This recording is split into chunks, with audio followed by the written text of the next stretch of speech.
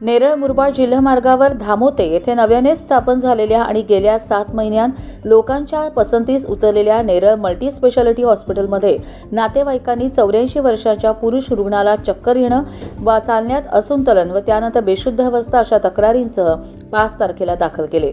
तत्काळ मेंदूची तपासणी करण्यात आली. तपासणीत मध्यम स्वरूपाचा सबड्युरल हॅमरेज असल्याचं निदान झालं.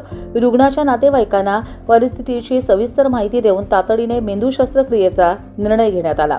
ही शस्त्रक्रिया नेरळ परिसरातील पहिली मेंदू शस्त्रक्रिया ठरली. शस्त्रक्रिया वेळेवर झाली नसती तर रुग्णाचा जीव धोक्यात आला असता असे प्रथमदर्शनी निदर्शनास आले होते. दाखल केलेल्या दिवशीच केवळ 6 तासांच्या आत मध्यरात्री 2:30 वाजता यशस्वी मेंदू शस्त्रक्रिया करण्यात आली. ही शस्त्रक्रिया न्यूरोसर्जन डॉक्टर सागर गवळी, अॅनेस्थेटिस्ट डॉक्टर मिलिंद मराठे यांनी यशस्वीरित्या पार पाडली. हे जे नवीन हॉस्पिटल आहे हे खूप चांगलं हॉस्पिटल आहे. याचे स्टाफ पण चांगला आहे. दुसरं म्हणजे डॉक्टरही व्यवस्थित आहे. आज मी इथून जातो आहे तर माझा पुनर्जन्म होऊन जातो आहे. मला दुसरा जन्मच भेटलेला आहे. ते मी आलो त्यावेळेला जवळजवळ अक्षरशः गेल्याचंच जमा होतो, परंतु इथल्या डॉक्टरांनी मला वाचवला आणि हा पुनर्जन्म दिलेला आहे. हे त्यांचे उपकारच आहेत ते. आणि खरोखर चांगला डॉक्टर आहे.